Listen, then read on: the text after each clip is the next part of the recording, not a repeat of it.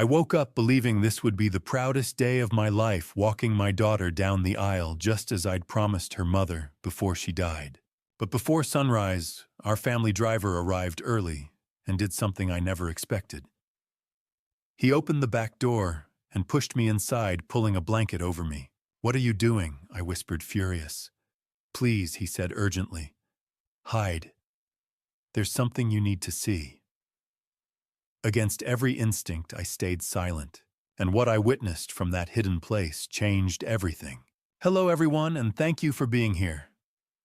Before the story continues, take a second to tell me where you're watching from in the comments. I truly enjoy seeing how far these stories travel and hearing from you directly. One important note: some elements in this story have been fictionalized for educational and storytelling purposes, and any resemblance to real people or settings is coincidental. That said, the message I'm sharing is meaningful, and I hope it speaks to you. I woke at 6:30 to sunlight streaming through the windows of my bedroom, the same bedroom I'd shared with Caroline for 30 years before she passed. 5 years gone now, and some mornings I still reached for her side of the bed out of habit. This morning was one of those mornings. "Big day, sweetheart." I whispered to the empty room like she could hear me. Maybe she could. I'd stopped trying to figure out what I believed about that kind of thing after the funeral.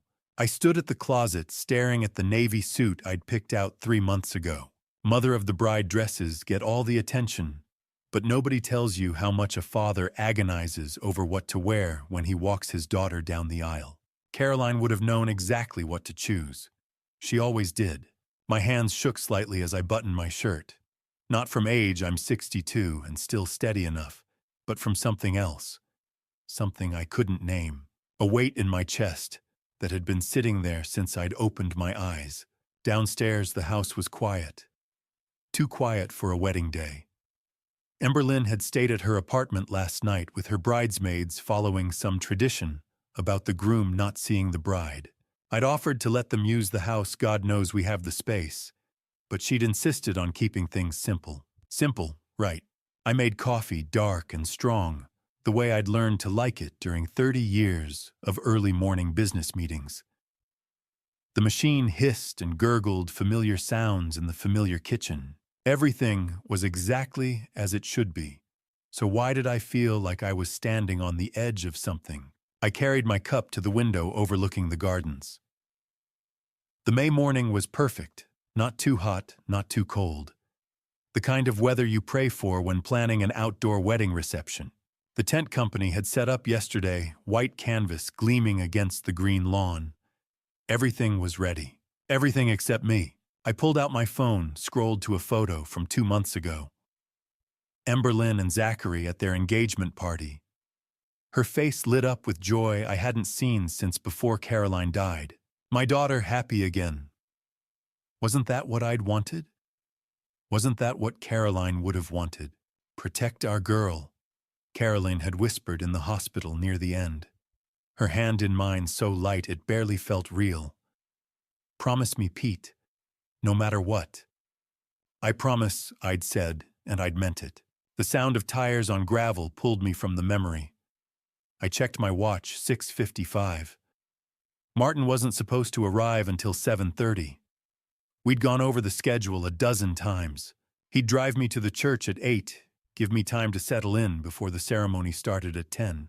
But there was his black sedan rolling up the drive 15 minutes early. I set down my coffee and headed for the door. Martin had been with our family for 20 years, since before Emberlyn was born.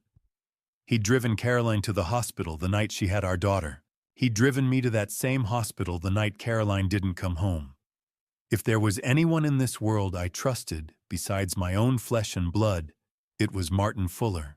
He was out of the car before I reached the front steps. The morning sun caught the silver at his temples, when had he gotten so gray, and I saw something in his face that stopped me cold. Fear. Not the nervous kind, the real kind. The kind that makes a man's jaw tight and his hands clench into fists. "Martin," I called. "Everything okay?" He crossed the distance between us in quick strides, glancing over his shoulder like he expected someone to be watching. When he reached me, he kept his voice low. Mr. Caldwell, I need you to trust me. Of course I trust you. What's going on? Not here. His eyes darted to the windows, the driveway, the trees beyond. Get in the car. Please. Something in his tone made my stomach drop. Martin, you're scaring me. Good, he said quietly. You should be scared, but not of me. Never of me. He'd driven my wife to the hospital when she was dying. He'd held my shoulder at the funeral when I couldn't stand on my own.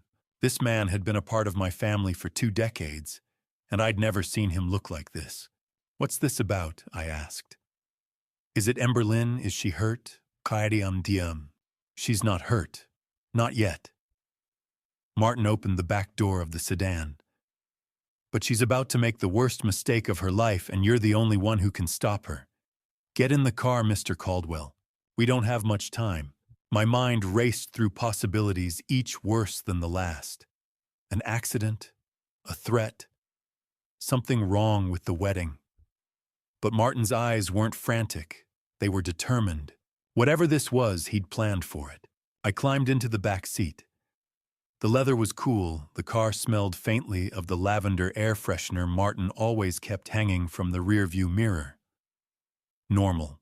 Everything was normal, except for the fact that I was sitting in my wedding suit in the back of a car at 7 in the morning, with no idea why.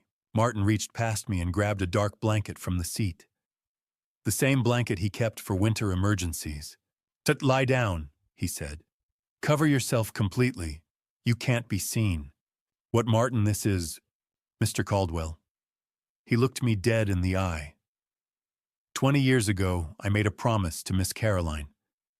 I promised I'd look after you and Emberlyn no matter what. I've kept that promise every single day. I'm keeping it now. Please, lie down. Caroline's name hit me like a physical blow. Martin never invoked her name lightly. Never. I thought about my daughter somewhere across town in her wedding dress, about to marry a man named Zachary Palmer. A man I barely knew, if I was honest with myself. A man who'd swept into Emberlyn's life 18 months ago and made her smile again after years of grief. A man Martin apparently didn't trust. I lay down across the back seat, my suit jacket bunching awkwardly beneath me. Martin draped the blanket over me, heavy and dark, blocking out the morning light. Whatever you see, whatever you hear, Martin said quietly, don't make a sound. Not until I tell you it's safe. Understand? I understand, I whispered, though I didn't. I didn't understand any of this. The door closed softly. A moment later, the driver's door opened and Martin slid behind the wheel. The engine purred to life. Where are we going? I asked from beneath the blanket. To show you the truth about Zachary Palmer, Martin said. And then you're going to help me save your daughter. The world went dark under that blanket, but every sound became sharp, clear, dangerous. I'd been lying there maybe 10 minutes long enough for my back to start aching against the leather seat, long enough to wonder if Martin had lost his mind when the car slowed and pulled to a stop. I heard the crunch of gravel under tires, then silence. My heart hammered against my ribs. Where were we? The front passenger door opened with a soft click. Someone slid into the seat, and I caught a whiff of expensive cologne. Not Martin's usual subtle aftershave, but something bolder, younger. Morning, Martin. The voice was smooth, confident. Zachary Palmer, my future son-in-law. Good morning, Mr. Palmer. Martin's reply was perfectly neutral, professional. No hint of whatever fear I'd seen in his face 20 minutes ago. Beautiful day for a wedding, isn't it? Zachary settled into his seat. I heard the rustle of fabric, his tuxedo probably. I still can't believe this is really happening. Big day indeed, sir. The car began to move again. I focused on keeping my breathing slow and quiet. Under the heavy blanket, the air was getting warm, stuffy. I wanted to shift position, but didn't dare. Zachary's phone buzzed. That'll be my bride, he said, and I heard the smile in his voice. Hey, beautiful. Even through the blanket, through the sound of the engine, I could hear the change in his tone. Soft, warm, the voice of a man in love. Yeah, no, I'm not nervous. Well, maybe a little. He laughed. You're going to take my breath away, aren't you? You always do. I felt my chest tighten. That was my daughter on the other end of that call. My Ember Lynn probably standing in front of a mirror in her wedding dress, glowing with happiness. I love you too, Zachary said. See you at the altar, Sunshine. Sunshine. He called her Sunshine. The call ended. For a moment there was only the hum of the engine and the muffled sound of traffic outside. I allowed myself to relax slightly. Maybe Martin was wrong. Maybe this was all some misunderstanding. The man I'd just heard sounded genuinely devoted to my daughter. Then Zachary's phone rang again. Jesus, he muttered. His whole tone shifted, the warmth gone, replaced by something cold and clipped. He answered. I told you not to call this number. I went rigid under the blanket. No, I can't talk right now. I'm in the car. With the driver. A pause. I could hear a tinny voice on the other end, words too faint to make out, but the urgency was clear. I said we'd handle it. Everything is on track. The voice on the phone got louder, more insistent. Look. Zachary's voice dropped lower, harder. 3 months, not before. We agreed on the timeline. Don't call me again until... He stopped abruptly, then finished in a harsh whisper. Until it's done. He ended the call with more force than necessary. The silence that followed felt thick enough to choke on. Everything all right, Mr. Palmer? Martin asked, his voice still perfectly even. Oh, fine. Just some business that won't wait. Zachary's attempt at a casual laugh fell flat. You know how it is. People think just because it's your wedding day, the whole world stops. Indeed, sir. But I heard something in Zachary's breathing. Quick, shallow, stressed. 3 months. Not before, until it's done. What did that mean? What was supposed to happen in 3 months? And who was calling him so urgently that they'd risk phoning on his wedding day? Under the blanket, my hands curled into fists. That second call hadn't sounded like love. It hadn't sounded like business either. It sounded like something else entirely. Something that made my future son-in-law's voice go cold and calculating. I tried to piece it together. The warmth with Ember Lynn, then the ice with whoever that was. 2 different people in the same man, or maybe, and this thought made my stomach drop, maybe the warmth was the act, and the cold was what lay underneath. Chiquia, we're taking a different route today, Mr. Palmer, Martin said calmly. Construction on the main road. Oh, sure, whatever you think is best. Zachary didn't seem to care where we were going. He pulled out his phone again. I heard the soft tap-tap of typing. Texting someone. More business that couldn't wait. Or was he texting whoever had just called?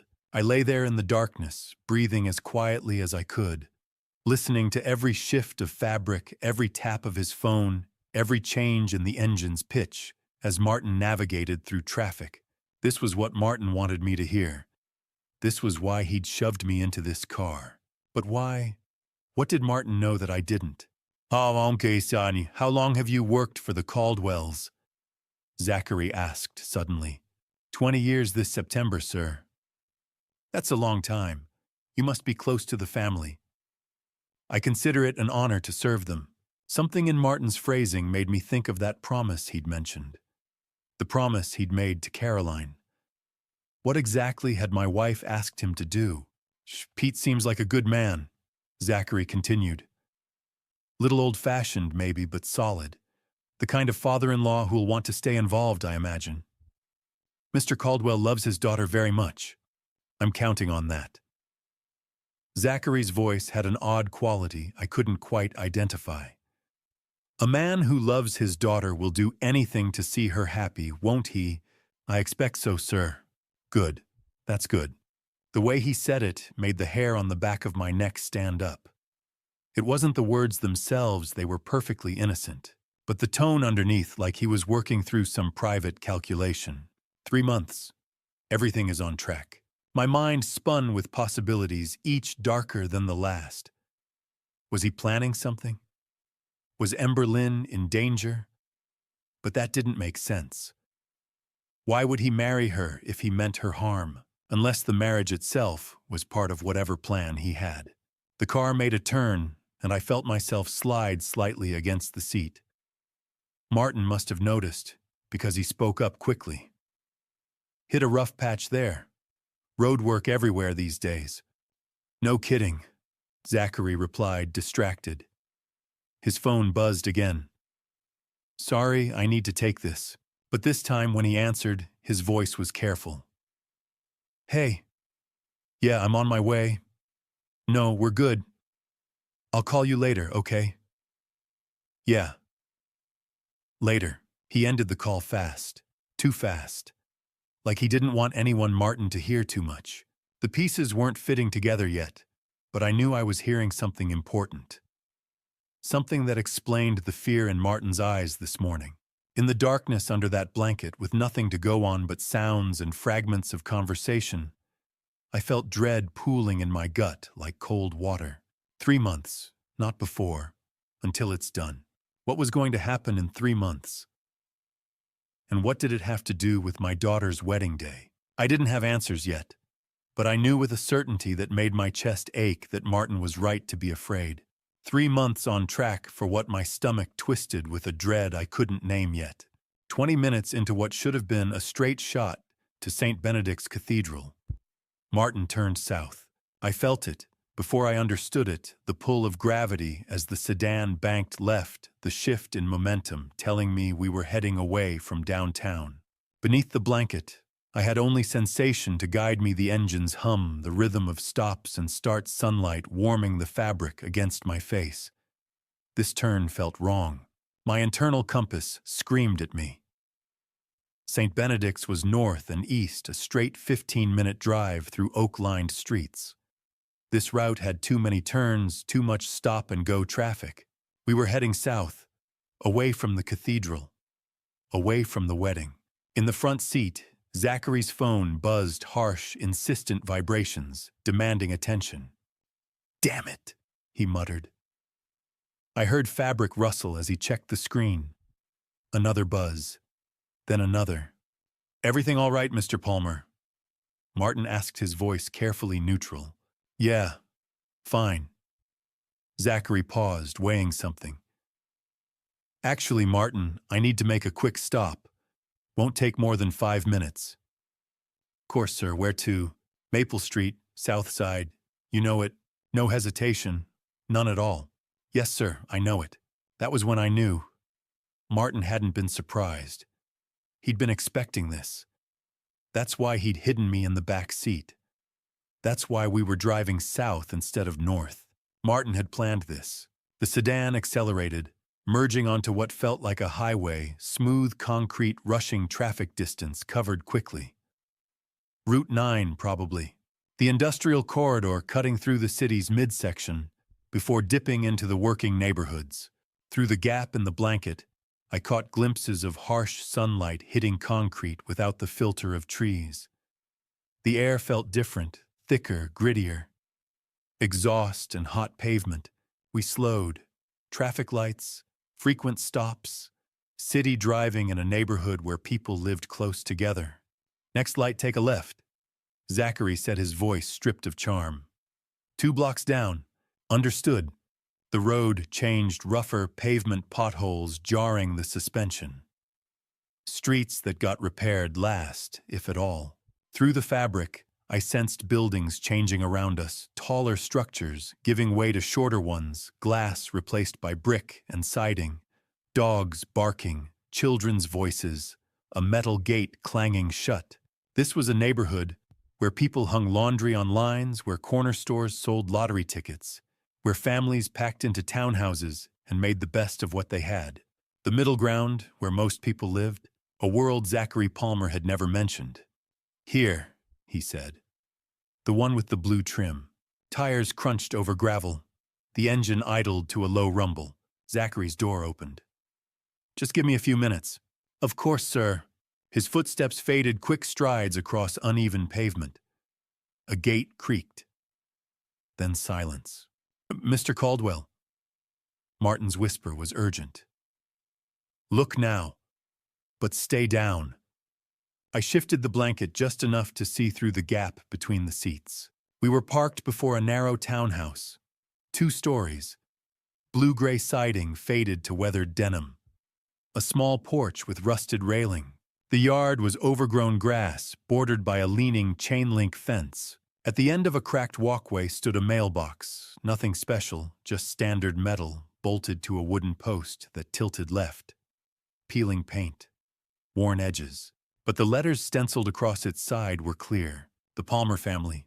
I stared, my brain stuttering over the words. Palmer. Zachary's name.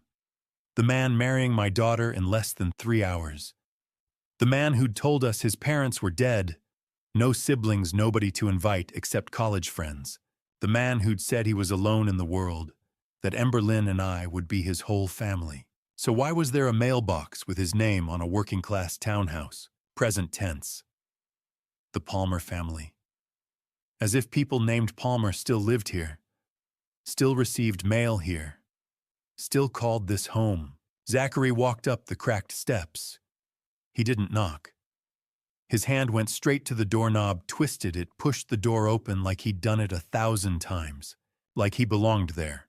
The door swung inward, revealing only shadow, and Zachary stepped inside. It closed behind him with a soft click. I stared at that closed door, heart pounding. Palmer. The Palmer family. This wasn't the story he'd told us over dinner at our estate, or during the engagement party, or in any conversation over the past 2 years. This was something hidden. Something he'd kept locked away from Emberlyn and me. My hands curled into fists beneath the blanket. Palmer. That was his name. But why did he have a mailbox here? Why did he walk into this house like he owned it? And why on the morning of his wedding to my daughter did he need to stop here at all? Martin opened my door and leaned in close, his voice barely a breath in the cool morning air. Mr. Caldwell, you need to see this with your own eyes. Stay low. Watch the side entrance. I didn't argue. Whatever Martin had brought me here to witness, whatever truth hid behind that faded blue door with Zachary Palmer's name on the mailbox, I needed to see it. For Emberlyn. For myself. For the promise I'd made to Caroline 5 years ago, when she squeezed my hand on her deathbed and whispered, "Take care of our girl." I unfolded myself from the cramped back seat joints, protesting each movement. 62 years old, crouching behind a sedan like a private investigator in a bad crime novel. But this wasn't fiction. This was my daughter's future unraveling in real time. Martin positioned himself between me and the house, blocking the view from the front windows. I stayed low, using the car as cover eyes fixed on the narrow alley beside the townhouse. The side entrance, Martin mentioned, a weathered door with peeling white paint half hidden by an overgrown hedge. The morning sun beat down on cracked pavement, heat shimmering in the air. Somewhere down the block, a screen door slammed. A dog barked twice, then fell silent. Normal sounds. A normal Saturday morning in a normal neighborhood. Except nothing about this was normal. I heard the front door open and close the solid thunk of wood meeting frame. Zachary's footsteps echoed on the porch, then faded as he moved deeper inside. My heart hammered each beat, a question without an answer. What is he doing here? Who lives here? Why today? Minutes dragged by. 2, 3, 4.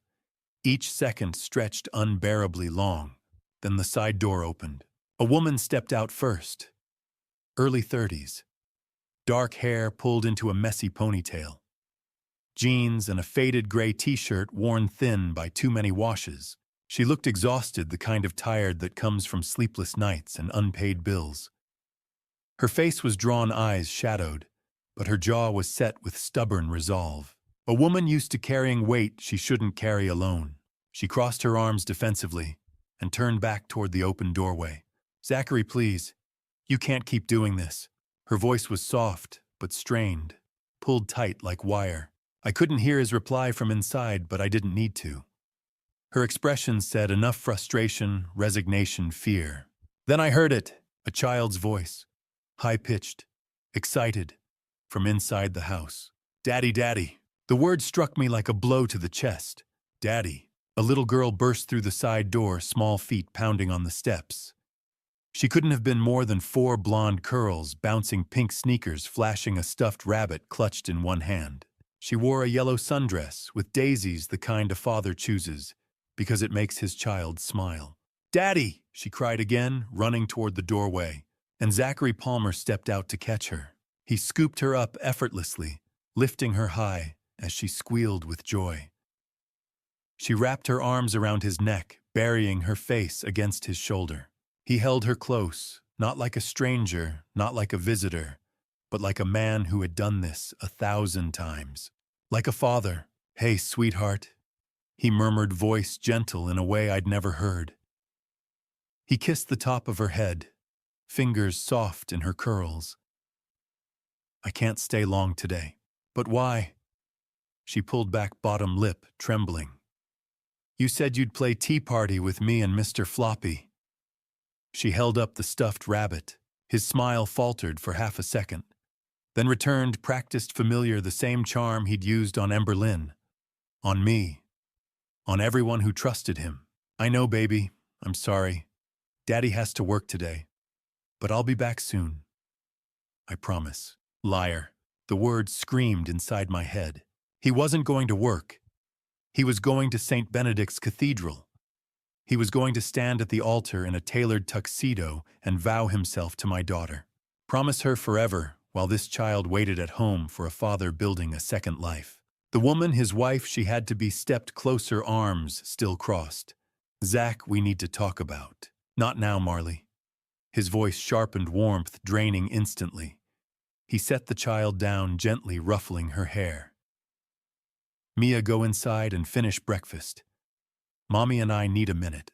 "Mia." Her name was Mia. She hesitated, sensing tension, then ran back inside, Rabbit trailing behind her. Marley watched her disappear, then faced Zachary again, voice low and urgent. "You can't keep lying to her. She asks about you every day. She doesn't understand why you're gone." "I'm handling it. Handling it." Her voice cracked. "You're getting married today. To someone else. How is that handling anything?" My breath caught. She knew. About Emberlyn, about the wedding, everything. Zachary glanced around, scanning the street, fear flickering. His eyes passed Martin's sedan past me without stopping. I stayed frozen, heart pounding. "I told you the plan," he said coldly. 1 year. With the Caldwell money, I pay off Greco. Then we're free. Mia gets the medical care she needs. We start over. "And what about her?" Marley whispered. "What about Emberlyn? You'll ruin her life. She'll get over it. Rich people always do." I wanted to move, to stand, to confront him, demand answers, drag him away and make him explain how he could lie to my daughter's face. But I couldn't move. I could only listen as my nightmare confirmed itself. Zachary pulled Marley close, voice soft, almost tender. "I'm doing this for us. For Mia. Trust me." She pulled away, eyes shining. "I stopped trusting you a long time ago." He flinched, then walked toward the front without another word. Marley stood there, shoulders sagging, then went inside, closing the door quietly. I stayed crouched behind the car, mind spinning. Zachary Palmer had a wife. He had a daughter. And in less than 3 hours, he was going to marry Emberlyn. I should have confronted him right then and there. Every instinct I had was screaming at me to stand up, to walk across that cracked pavement, to grab Zachary Palmer by his collar and demand the truth in front of his wife and his daughter and God himself. But Martin's hand landed on my shoulder, firm, steady, anchoring me in place. "Wait," he whispered, his voice barely audible over the pounding of my heart. "There's more. More. What more could there possibly be?" The man was married. He had a child. He was about to commit bigamy in front of 200 wedding guests and a priest who believed every word of the vows Zachary would speak. But Martin's grip didn't loosen, and something in his tone told me he was right. Whatever I'd seen so far was only part of the picture, so I stayed low, crouched behind the sedan, like a man half my age, my knees aching and my hands balled into fists. Across the narrow yard, Mia's bright voice called out from inside the house. "Mommy, can I have more juice?" Marley glanced back through the open side door, her expression softening for just a moment. "In a minute, sweetheart. Go play with your toys for now, okay?" "Okay." The sound of small feet pattering away, a door closing somewhere deep in the house. Then Marley turned back to Zachary and the softness vanished. Her arms crossed over her chest again, that defensive posture I'd seen before, like she was trying to hold herself together by sheer force of will. "You're really going through with this?" Her voice was quiet, but there was an edge to it, something raw and desperate. Zachary didn't look at her. He was staring out at the street, his jaw tight, his hands shoved deep into his pockets. When he finally spoke, his voice was flat. Cold. "We don't have a choice. There's always a choice. Not when Greco's involved." He turned to face her then, and even from where I crouched, I could see the tension in his shoulders, the hard set of his mouth. "He gave us until the end of the year, Marley. That's it. If I don't pay him back by then." He didn't finish the sentence.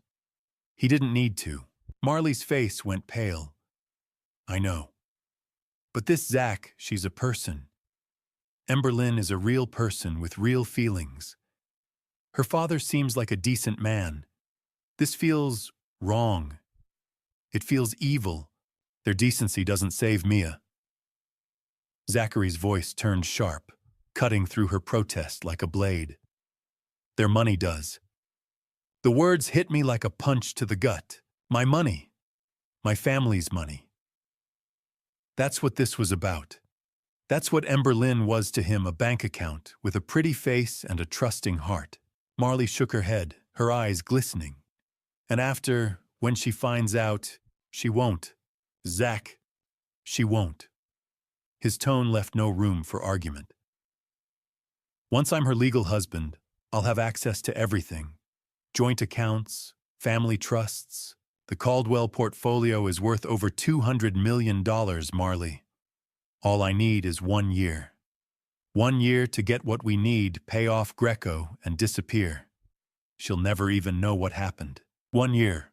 The timeline clicked into place in my mind, like puzzle pieces I'd been too blind to see before. The rushed engagement Zachary had proposed after only 6 months of dating. The quick wedding he'd insisted they get married this spring, instead of waiting for fall like Emberlyn had wanted. The way he'd charmed his way into every family dinner, every business meeting, every corner of our lives with that easy smile and those smooth words. He'd been planning this from the start. What if she files for divorce? Marley's voice was barely a whisper now. What if she goes to the police? Zachary let out a harsh laugh. Rich people don't go to the police. They go to their lawyers. And by the time her lawyers figure out what happened, we'll be long gone. New names, new city, new life. And Mia. See, Mia gets the medical care she needs, the surgeries, the specialists, everything she couldn't get while we're drowning in Greco's debt. His voice softened just slightly. That's what matters. Not some spoiled hotel heiress who'll cry into her champagne for a few months, and then move on to the next guy her daddy approves of. I wanted to scream, to stand up and tell him that Emberlyn wasn't spoiled, that she'd worked her entire life to earn her place in the company, that she'd mourned her mother with a grief that had nearly broken her, that she deserved so much better than this lying, calculating predator who saw her as nothing more than a means to an end. But Martin's hand was still on my shoulder, and his grip tightened as if he could sense my rage building. Wait, he breathed. Just wait. Marley wrapped her arms around herself, her shoulders hunching forward. I can't keep doing this, Zach. I can't keep lying to Mia. She asks about you every day. She doesn't understand why you're gone so much. It'll be over soon. Will it? Her voice cracked. Or will you just find another scheme, another woman to use? When does it end? Zachary's expression hardened. It ends when we're free of Greco. That's when it ends. He pulled out his phone, glanced at the screen, and cursed under his breath. I have to go. The wedding starts in less than 3 hours. Why, I'll call you tonight. He turned toward the front of the house without looking back. Keep Mia inside. I don't want her seeing me leave. She already knows you're here. Then distract her. His footsteps echoed on the wooden porch steps, then faded as he rounded the corner toward the street. Marley stood there for a long moment, her face buried in her hands. Then she straightened, wiped her eyes, and went back inside, closing the side door behind her with a soft click. I stayed frozen behind the sedan, my entire body shaking with a rage I could barely contain. Less than 1 year. That's how long Zachary Palmer had planned to stay married to my daughter. Less than 1 year to drain our family's accounts, pay off his debts, and vanish with his real wife and child, leaving Emberlyn with nothing but betrayal and a broken heart. My hands were still clenched into fists, my nails digging into my palms hard enough to draw blood. I wanted to chase him down, to drag him back here and make him confess everything, to call the police, the FBI, anyone who could stop this nightmare before it was too late. But Martin's voice cut through the haze of my anger. Mr. Caldwell. Quiet. Steady. There's more you need to know. Get back in the car. I turned to look at him, my vision blurring with fury. More. What else could there possibly be? Martin's face was grim. The worst part, after Zachary finished speaking with Marley and headed back toward the street, Martin moved fast. Mr. Palmer, he called, stepping around the sedan with practiced ease. I'm sorry, sir, but there's an issue with the car. The engine's making a strange noise. I don't want to risk breaking down on the way to the cathedral. Zachary stopped short, irritation flashing across his face. Today? Are you serious? I apologize, sir. It just started. Martin gestured toward the hood. With the wedding in less than 2 hours, I don't want to take any chances. Why don't you call a rideshare? I'll get this checked out and meet you at St. Benedict's. Zachary pulled out his phone, jaw tight. Fine.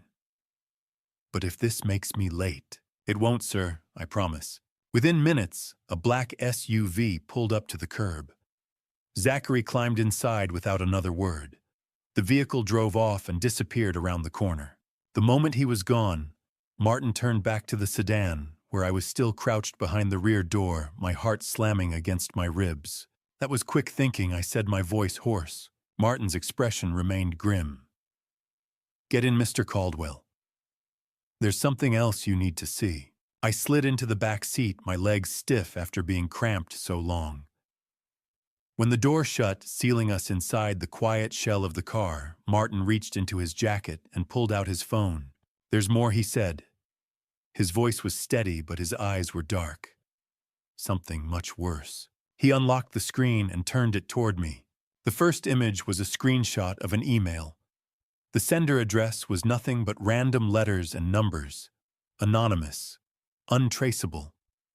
The message itself was unmistakable. Target 3 months post-wedding.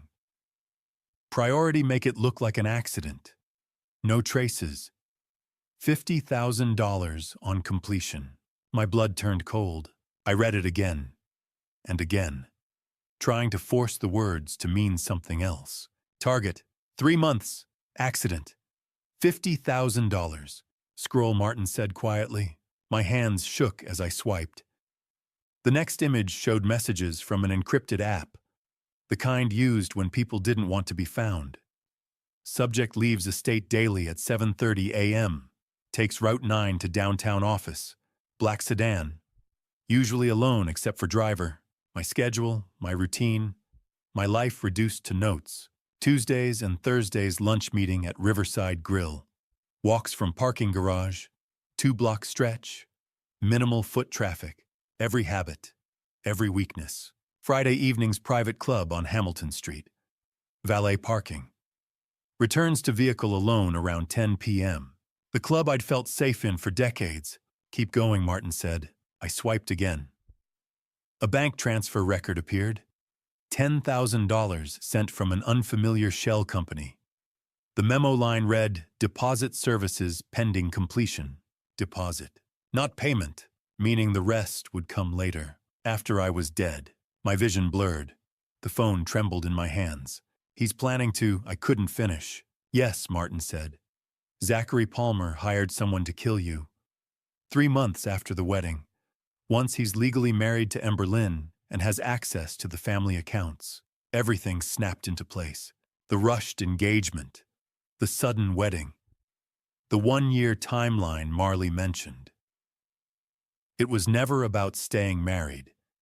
It was about surviving long enough to become a widower. No divorce, no court battles. Just a tragic accident and a grieving son-in-law positioned to inherit everything when the patriarch died.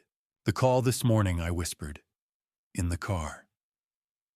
When he said 3 months, that was confirmation, Martin said. He was finalizing the timeline with the person he hired. The memory replayed clearly. Zachary's tense voice. His nervous glance. Everything is on track. 3 months. Not 1 day sooner. Not a business deal. A murder. How did you find this? I asked.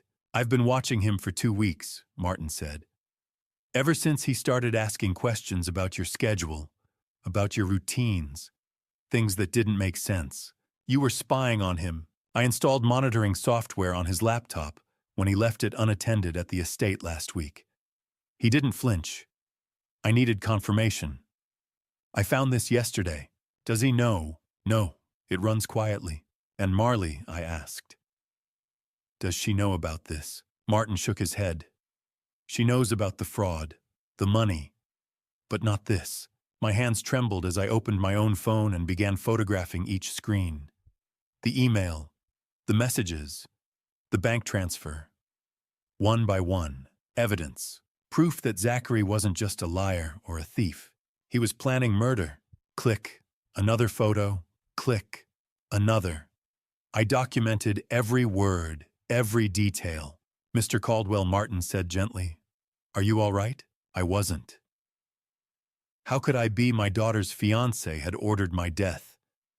Every smile, every dinner, every handshake had been part of a countdown. But I nodded. I have everything. Good. We'll need it. I stared at the screenshots once more. At the cold language that turned my life into a target and my death into completion.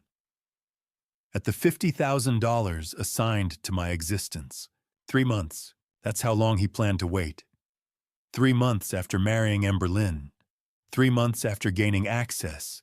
3 months after securing his position. My daughter would lose her father.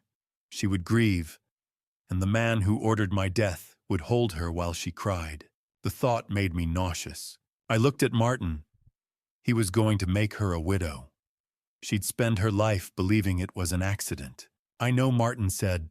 We sat in silence. The sun beat against the roof. A door slammed somewhere nearby. A dog barked. Normal sounds. Inside the car, I held proof of a murder-for-hire plot. This wasn't about money anymore. This was far more dangerous. I needed answers. And the woman inside that house was the only person who could give them to me. I need to talk to her. I said, my voice steady despite the adrenaline coursing through my veins. To Marley. Martin's eyes widened slightly. Mr. Caldwell, are you sure Zachary could come back? He won't. Not for a while. He thinks you're fixing the car. I reached for the door handle. I need to understand why. And I need her at that church. Martin hesitated, then nodded. I'll keep watch. I stepped out of the sedan and walked across the cracked pavement toward the blue-gray townhouse. Each step felt heavier than the last, weighted with the knowledge of what I'd just learned. My heart hammered as I climbed the wooden steps to the small porch. I raised my hand and knocked. Footsteps inside. Quick. Light. The door opened, and Marley Palmer stood there, her expression shifting from hope to confusion to something close to panic in the span of a heartbeat. "Zachary, did you forget?" She stopped mid-sentence when she saw me. Her face went pale. "Mr. Caldwell, how did you—" "I know everything." My voice came out harder than I intended. "Now you're going to tell me the truth." For a moment, she just stared at me. Then her shoulders sagged, and something inside her seemed to break. She stepped back, opening the door wider. "Come in." The house was small but tidy. Worn furniture that had seen better days. Children's toys scattered across a threadbare rug, the kind of home where people made do with what they had and tried to pretend it was enough. From somewhere deeper in the house, I heard a child's laughter. Mia, playing with her toys, oblivious to the nightmare her father had created.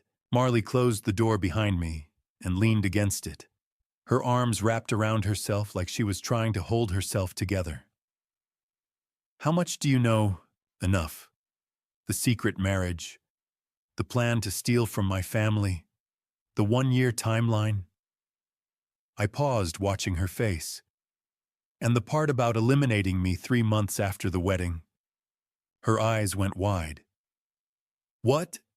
You didn't know about that part, did you?" She shook her head, her hand flying to her mouth. "Oh my God, no. I didn't." Her voice cracked. "He wouldn't." "Would he?" "He already has. There's a contract. A deposit's been paid." Marley sank into a chair, her face buried in her hands. I knew he was desperate. But I didn't think he'd... She looked up at me, tears streaming down her face. "I'm so sorry. I'm so sorry." "Tell me why," I said. "Tell me all of it." She took a shaky breath and began. "We owe Anthony Greco nearly $500,000. Zachary made bad investments, got in over his head with some startup that crashed. When the money dried up, he went to Greco for a loan. Then Mia was born premature, 2 months early. The NICU bills alone were over $95,000. Specialists, surgeries, equipment." Her voice trembled as she spoke, each word heavy with exhaustion and fear. "Greco gave us a deadline, end of the year. He said if we didn't pay by then, she couldn't finish, but she didn't need to. The threat was clear enough. He'd take Mia," I said quietly. Marley nodded, wiping her eyes. "Zachary panicked. He started looking for ways to get money fast. That's when he found your daughter, at some networking event. He saw an opportunity, a wealthy family, a trusting woman. And he..." Her voice broke. "He saw a way out." I felt sick. Emberlyn had been nothing more than a target, a means to an end. "But you tried to stop it," I said, remembering the pieces Martin and I had overheard. "Didn't you?" Marley's head snapped up, her eyes red and swollen. "Yes. God, yes, I tried. I swear I tried, Mr. Caldwell." She stood and disappeared into another room, returning moments later with a folder. She opened it on the coffee table, spreading out its contents with trembling hands. 3 weeks ago, I sent an anonymous letter to Emberlyn's office, warning her about Zachary, that he wasn't who he said he was.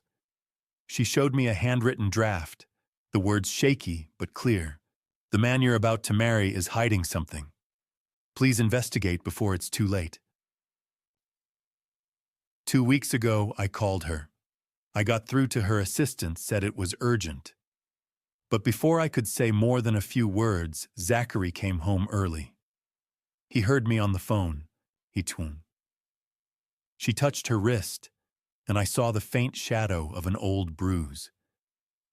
He took the phone, deleted the call log, told me if I ever tried again, I'd never see Mia, that he'd take her and disappear, and I'd spend the rest of my life wondering if she was alive. My hands curled into fists. Last week I tried to send an email from the library, but Zachary has spyware on my computer, on my phone. He knew within hours. He deleted the draft before I could send it. She pulled out a phone showing me her deleted items folder, an unsent email to Ember Lynn's personal address, a warning that never made it. "June, I kept copies," Marley whispered. "Everything. The letter. The phone records showing I called her office. The email draft. I knew if something went wrong, I'd need proof that I tried." She reached into the folder and pulled out more documents. A marriage certificate with her and Zachary's names, dated 5 years ago. Photos of them together, younger, happier, before Greco and debt and desperation had twisted everything into this nightmare. I have everything here," she said. "Proof of our marriage. Proof that Mia is his daughter. Proof that I tried to warn your daughter and he stopped me." Her voice broke. "I wanted to save her. I wanted to protect her from him. But I couldn't. I was too afraid of losing Mia." I looked at the folder at the evidence of a woman trapped between her child and her conscience. She'd tried. In her own terrified way, she'd tried to stop Zachary. And Ember Lynn had never known. "Did Ember Lynn ever see the letter?" I asked. Marley shook her head. "I don't know. Maybe her assistant threw it away. Maybe she thought it was a prank. I never heard back. The anonymous warnings. The strange call that never went through. Ember Lynn had probably dismissed them as wedding jitters or jealous rivals. She'd never known how close someone had come to saving her. I met Marley's eyes. "You're going to come to the church. With Mia. With that folder. This ends today." She looked terrified. "He'll kill me. He's already planning to kill me. And he's about to destroy my daughter's life." I kept my voice firm. "You have a choice, Marley.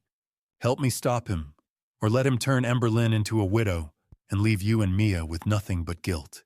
For a long moment she said nothing. Then slowly she nodded. "Okay, we'll come." I looked at the folder again. At the proof of Marley's desperate attempts to save a woman she'd never met. At the evidence that my daughter had been warned and had never known it. She'd tried to save Ember Lynn, and my daughter had ignored every warning. By the time we left Maple Street, it was nearly 8:45. The wedding at St. Benedict's would begin in just over an hour. Martin drove in silence the sedan, cutting through the late morning traffic with practiced efficiency. I sat in the back. My phone clutched in one hand, Marley's folder of evidence beside me on the seat. My mind raced with possibilities, each one worse than the last. "I should go home," I said suddenly. "I should tell her right now, before any of this goes further." Martin's eyes met mine in the rearview mirror, steady and knowing. "With all due respect, sir, she won't believe you. Not without proof she can see with her own eyes." I wanted to argue, but I knew he was right. 2 months ago I'd tried. Not directly, I hadn't known enough then to be direct. But I'd asked careful questions over dinner. Innocent inquiries about Zachary's past, his family, his career before he'd met Ember Lynn. And my daughter had shut me down. "Dad, if you don't like him, just say it," she'd said, her voice tight with frustration. "But don't make up reasons to push him away. I love him. And I thought you'd be happy for me." I'd backed off, apologized, told her I just wanted to make sure she was making the right choice, that I trusted her judgment. But the truth was, I'd been afraid. Afraid of the distance that had already started to grow between us since Caroline died. Afraid that if I pushed too hard, I'd lose Ember Lynn completely. So I'd stayed silent. And Zachary had used that silence to burrow deeper into our lives. I should have done a background check." I said the words bitter on my tongue. "Why didn't I do that?" Because Miss Ember Lynn asked you to trust her choice," Martin said quietly. "And you respected that." "I respected it right into a trap. You were being a good father, sir. Zachary Palmer is a professional liar. He's fooled everyone." I looked out the window at the familiar streets of our neighborhood, The tree-lined avenues, the manicured lawns, the world where people like Zachary Palmer weren't supposed to exist. You suspected something, I said. Didn't you? Martin hesitated, then nodded. 2 weeks ago, I started noticing inconsistencies. Small things. The way he asked questions about your routine. His interest in the family's financial structure. So I took it upon myself to investigate. Without telling me, I needed to be certain before I brought it to you, sir. I've been with your family for 20 years. I wasn't about to accuse your daughter's fiancé without solid proof. 20 years. Martin had been there when Emberlyn was 10, when Caroline was diagnosed, when we'd buried her 5 years ago, and Emberlyn had clung to my arm at the funeral, both of us trying not to fall apart. He'd earned the right to protect us. Even from threats I'd been too blind to see. She won't believe me if I tell her alone, I said more to myself than to Martin. She'll think I'm jealous, or controlling, or trying to ruin her happiness. Yes, sir. But if she sees it herself, Marley Mia, the marriage certificate, all of it in front of everyone at the church, she'll have no choice but to accept the truth. The plan crystallized in my mind. Brutal. Public. Devastating. But necessary. I pulled out my phone and started making calls. First, my lawyer. Douglas Whitmore had been handling the Caldwell family's legal affairs for 30 years. He picked up on the second ring. Doug, I need you at St. Benedict's Cathedral, before the wedding, with a legal team. I'll explain when you get there, but this is urgent. His voice was sharp with concern, but he didn't ask questions. I'll be there in 20 minutes. Next, the police. I explained the situation as clearly as I could, bigamy fraud, a potential threat to my life. The detective on the line promised to send officers to the church discreetly. We'll coordinate with you, Mr. Caldwell, but we'll need solid evidence. You'll have it. Finally, I called Marley. She answered on the first ring, her voice shaky. Mr. Caldwell, you and Mia need to come to the church. Use the back entrance on Hamilton Street. 9:45. I'll have someone waiting to bring you inside. I'm scared.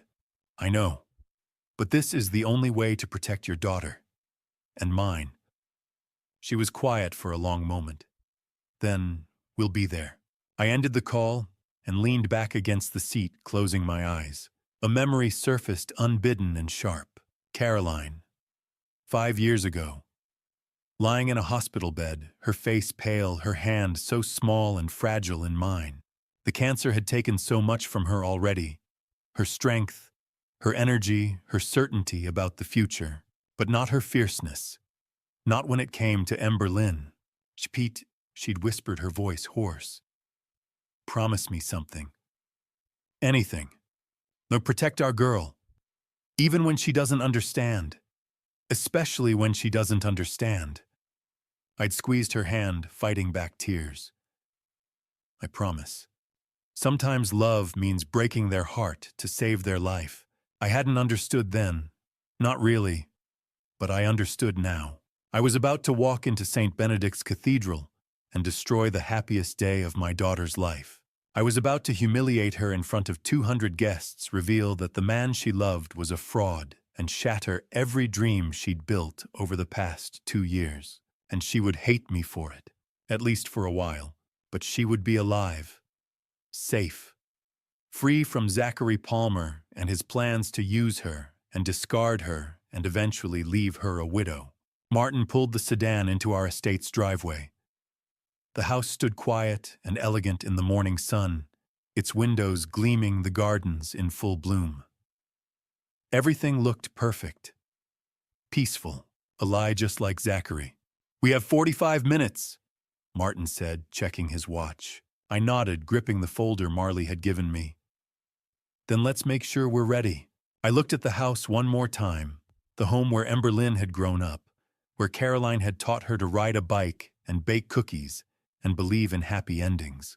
I was about to ruin the happiest day of my daughter's life, and it was the only way to save her. When I stepped through the front door of our home, I had to pretend this was the happiest day of my life. Morning sunlight poured through the tall windows of the entrance hall. White roses and lilies filled every vase, their perfume heavy in the air. Everything looked flawless. Wedding day perfect. From upstairs came laughter, women's voices bright and excited. The bridesmaids helping Emberlyn get ready. Then I heard her, "Dad, Dad, is that you?" I looked up. Emberlyn appeared at the top of the staircase, her face lighting up when she saw me. She wore a white silk robe, her hair half-styled curlers pinned in place. Even unfinished, she looked radiant. "Where have you been?" she asked, as she hurried down bare feet, soft against the carpet. "I was worried. You left so early, and Martin mentioned something about the car." I forced a smile. The smile a father wears on his daughter's wedding day. "Just needed some fresh air, sweetheart." Big day. She reached the bottom and wrapped her arms around me, burying her face in my shoulder. I held her tighter than necessary, memorizing the feel of her knowing what I was about to do. "I'm so nervous," she whispered. "But I'm happy, Dad. I really am. Zachary he's everything I hoped for." The words cut deep. I closed my eyes and kissed the top of her head, breathing in her shampoo. Lavender and vanilla, the same scent Caroline used to buy when Emberlyn was little. "I know, honey." She pulled back, eyes shining. "I just wish Mom could be here today. She would have loved this." My throat tightened. I brushed a strand of hair from her face the way I had since she was a child. "She is here," I said softly, "always with us." Emberlyn's smile trembled. "You really think so?" "I know so, and she'd want me to protect you." Emberlyn, a bridesmaid, called from upstairs. "We need you hair and makeup." Emberlyn laughed and wiped her eyes. "Coming." She turned back to me, glowing. "I have to finish getting ready. You'll walk me down the aisle, right, like we practiced. I wouldn't miss it." She hugged me again, quick and fierce. "I love you, Dad." "I love you too," I said. "More than you know." She kissed my cheek and ran upstairs, the white silk robe fluttering behind her. I stood there watching her disappear around the corner. In less than 2 hours, I was going to break her heart. I would stand before 200 people and expose the man she loved as a liar, a bigamist, a criminal planning to steal from our family, and worse. I would destroy this beautiful moment publicly and completely. She would hate me. Maybe not forever. Maybe one day she'd understand I'd done it to save her, to protect her from a man who saw her as nothing but a bank account. But right now she loved him. She believed in him. She'd built her future around becoming his wife. I moved through the house like a ghost. Past the dining room where Zachary had shared meals with us.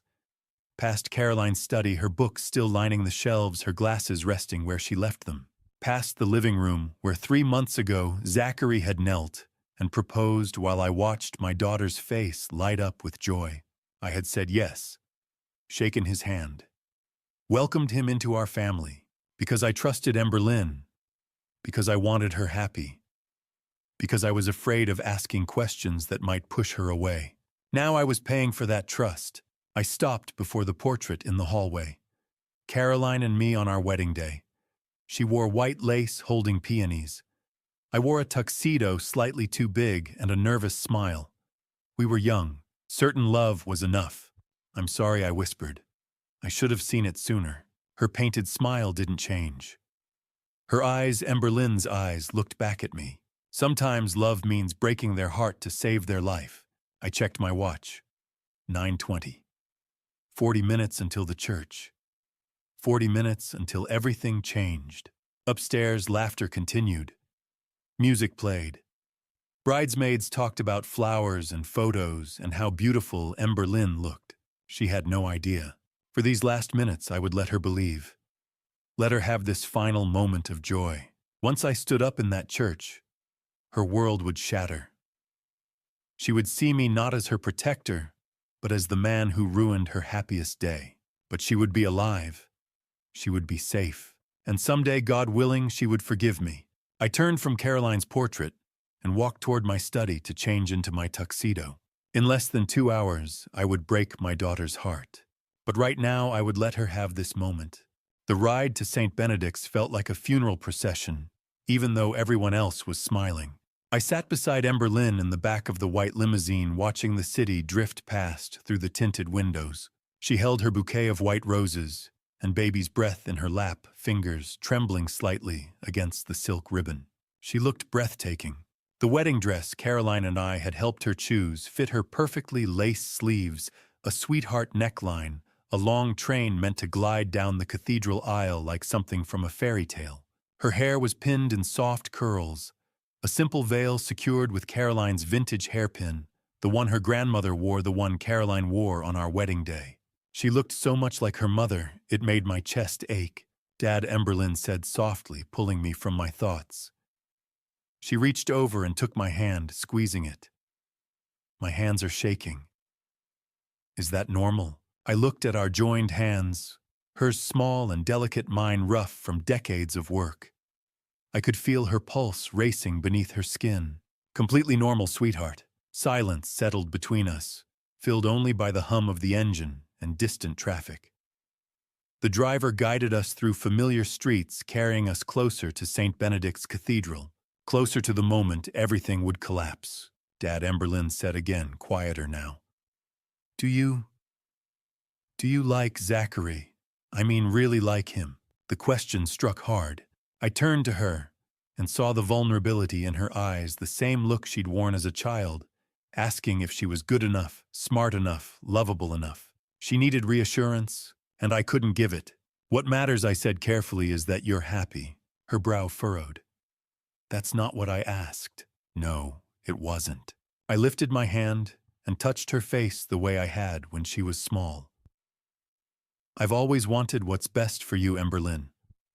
That will never change. She studied me for a long moment, searching for something I refused to give.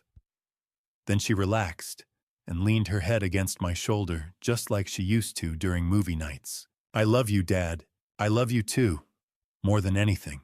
We stayed that way as the city passed by. I watched streets I'd known my whole life slide past the window. Riverside Park, where I taught her to ride a bike. The cafe Caroline and I visited every Sunday. The corner where I pulled over 5 years ago after the hospital called to say Caroline was gone. The same streets, but nothing was the same. My phone vibrated in my pocket. I shifted carefully and checked it. Martin, Marley, and Mia are en route. Back entrance secured. Officers in position. Everything is ready, sir. I typed back, understood. Work, Emberlyn asked. Martin confirming timing. She nodded, trusting, and rested her head against me again. Ahead, the spire of St. Benedict's rose into view, its stone facade catching the late morning sun. The same cathedral where Caroline and I were married 35 years ago. I remembered standing at the altar, hands shaking, breath stolen, when I saw her walking toward me in white lace. We'd promised forever, and we meant it. We built a life, raised a daughter, loved each other through everything, until cancer ended it. Now Emberlyn was about to stand at that altar with a man who planned to betray her. Not if I could stop it. The limousine slowed near the cathedral. Guests gathered on the steps. Photographers adjusted lenses.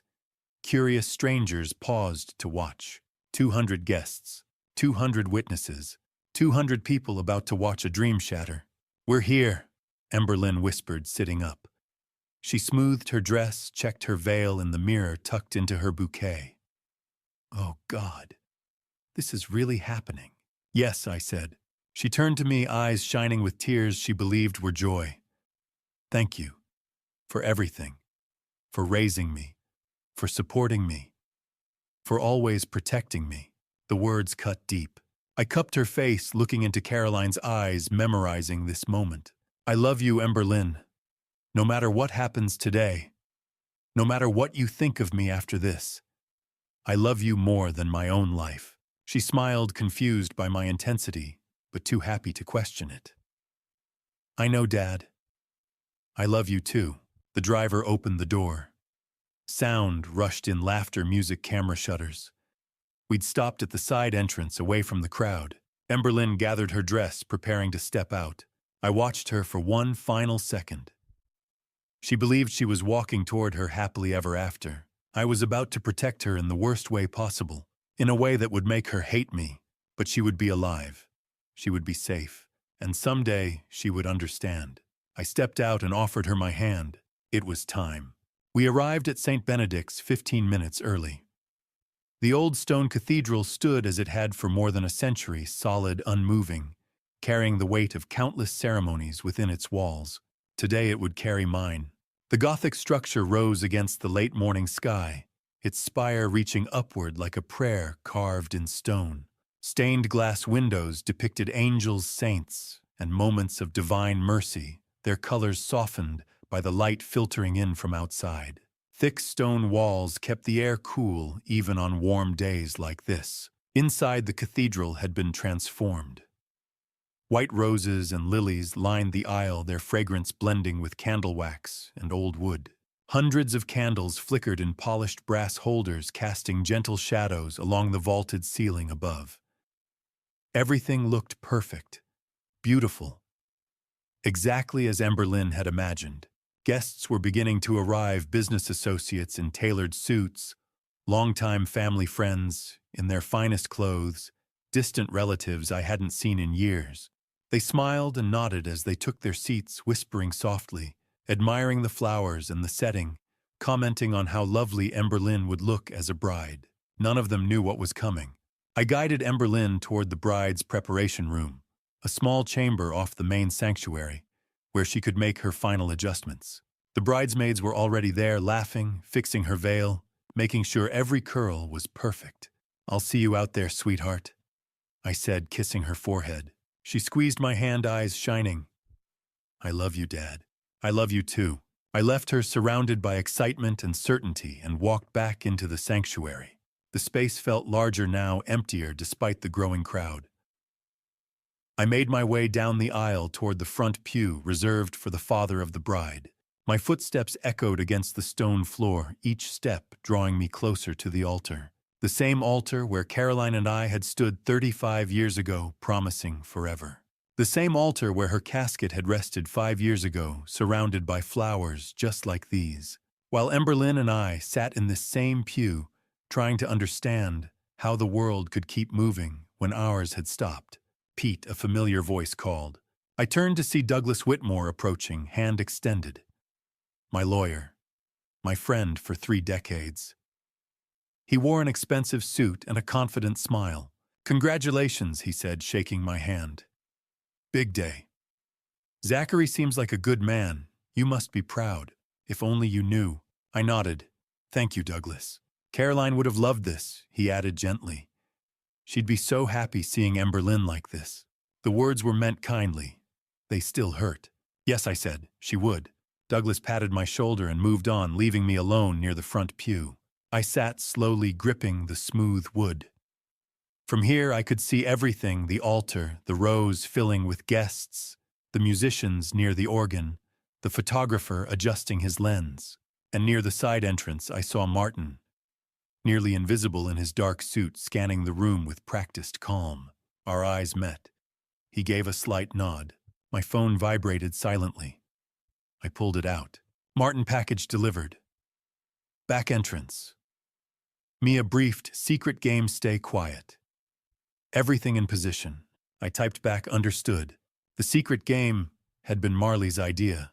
She'd knelt down and told Mia they were playing a special church game where she had to stay as quiet as a mouse to win a prize afterward. Mia thought it sounded wonderful. She didn't know she was about to watch her father's life collapse. I looked toward the altar again, imagining Zachary standing there, smiling, playing the devoted groom, while his real wife and child waited in a back room.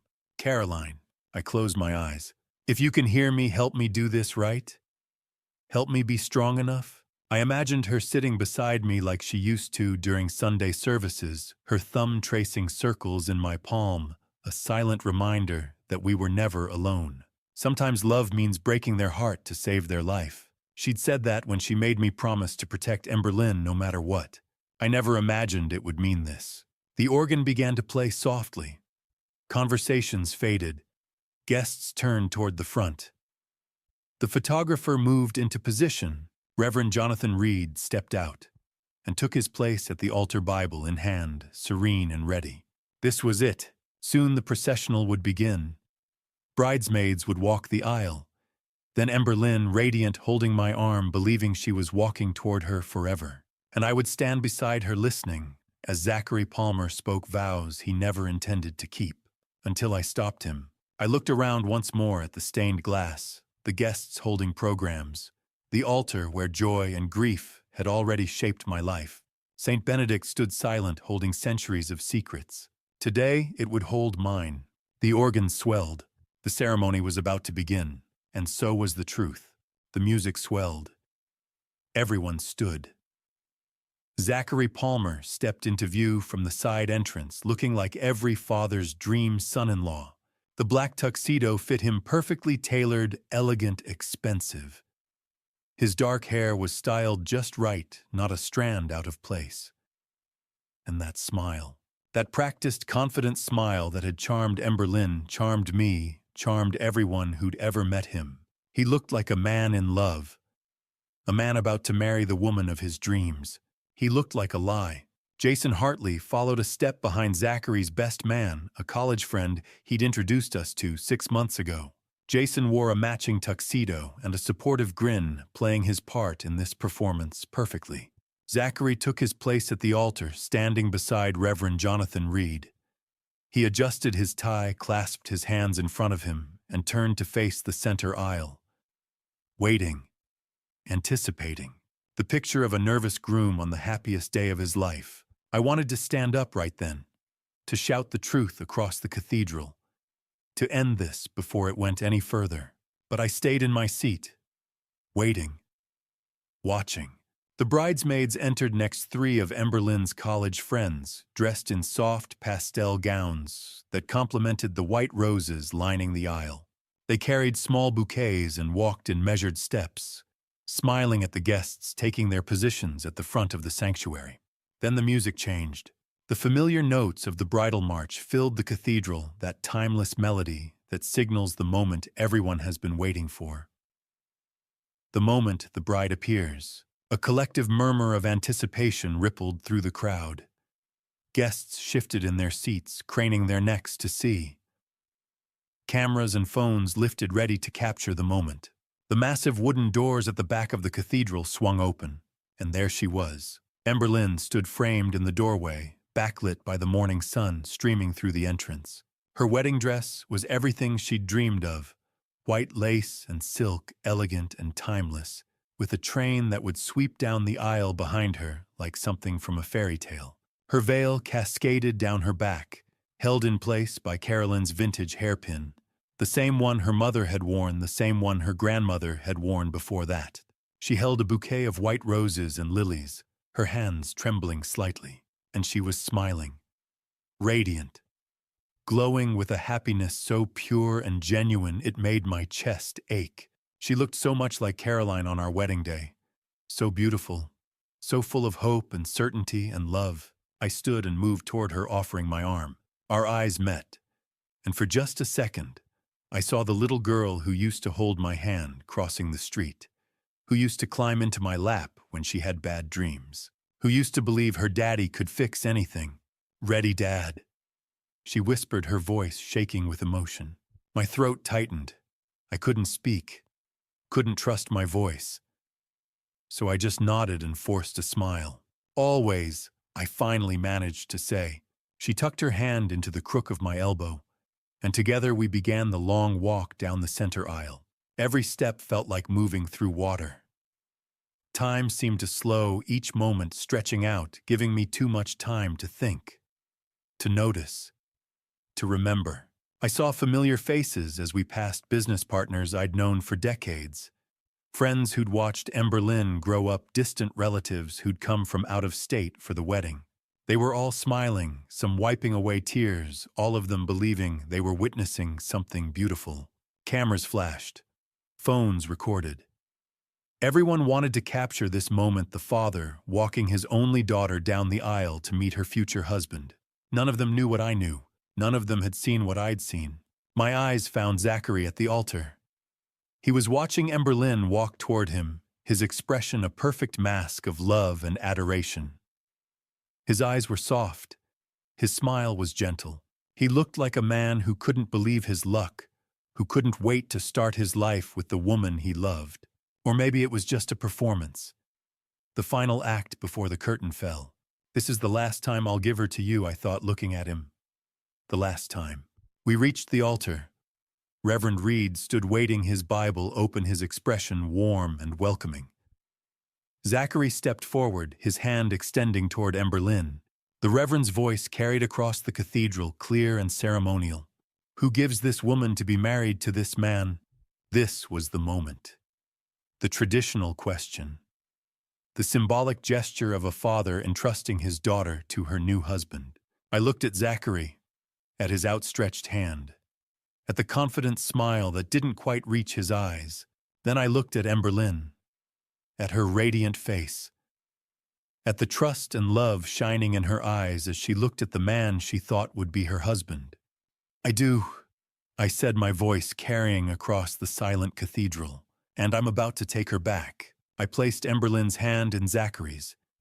His fingers closed around hers gently, carefully, like he was holding something precious, like he was holding something he planned to use and discard. Emberlyn squeezed my hand one last time before letting go. I love you, Dad. I love you too, sweetheart. More than you'll ever know. I stepped back and moved to my seat in the front pew, sitting down slowly. From here, I had a perfect view of the altar, of Emberlyn and Zachary standing side by side, their hands joined, of Reverend Reed opening his Bible and beginning the ceremony. Hantu, dearly beloved, the Reverend began, his voice solemn and practiced. We are gathered here today in the sight of God and these witnesses to join this man and this woman in holy matrimony. The familiar words washed over the congregation. People settled into their seats, preparing to witness the vows, the exchange of rings, the pronouncement that would make Emberlyn and Zachary husband and wife. I watched Zachary's profile, the way he looked at Emberlyn, the way he held her hand, the way he smiled when she smiled. And all I could think was, in a few minutes, I'm going to destroy this. In a few minutes, everyone in this cathedral is going to know the truth, and nothing will ever be the same again. Reverend Reed spoke of love, trust, and honesty. Every word felt like a knife. Marriage. He began, his voice carrying across the cathedral with practiced authority. Is a sacred covenant built upon trust between two people who have chosen to walk through life together.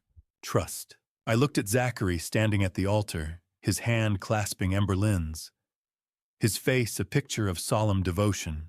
He's lying to everyone here. Then it is a bond, the Reverend continued, founded on honesty between two souls who have promised to share their lives, their dreams, and their truth with one another. Honesty, truth. The words hung in the air, heavy with irony. I watched Zachary nod slightly, as if he agreed with every syllable, as if he had any intention of living up to those words. He stood straight, his posture perfect, his expression serious and reverent. The kind of expression a good man wears when he's standing before God and making promises he intends to keep. His hand held Emberlyn's gently, protectively, like she was something precious he would guard with his life. It was a performance, and he was giving the show of a lifetime. I turned my gaze to Emberlyn. Her eyes were bright, shining with unshed tears of joy. She looked at Zachary like he was her whole world, like she couldn't imagine a future without him. Like every word the Reverend spoke was being written on her heart in permanent ink. She trusted him completely, absolutely, and he was about to betray her in the worst way possible. A marriage should not be entered into lightly. Reverend Reed said, his tone growing more serious, or unadvisedly, or without careful thought and consideration, and it should never be entered into with deceit. Deceit. My hands gripped the edge of the pew in front of me, my knuckles turning white. That's exactly what's happening. Every word the Reverend spoke was the polar opposite of what Zachary Palmer represented. Trust, honesty, commitment, devotion, sacred promises made before God. All lies. I'd stood at this same altar 35 years ago, in this same sanctuary, under this same vaulted ceiling. I'd been younger then, nervous, hopeful, terrified, and excited all at once. And Caroline had stood beside me in her white lace dress holding my hand, just like Emberlyn was holding Zachary's now.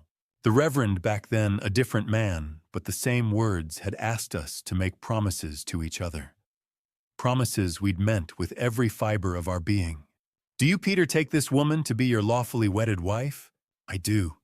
Do you promise to love her, honor her, protect her in sickness and in health, for richer or for poorer, as long as you both shall live? I do, I promise, and I'd kept that promise.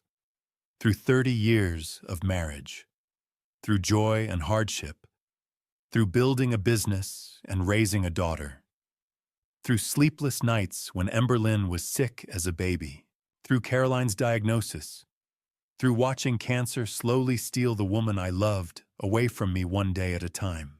I'd kept my promise until her last breath, until she'd squeezed my hand one final time in that hospital room and whispered, "Take care of our girl."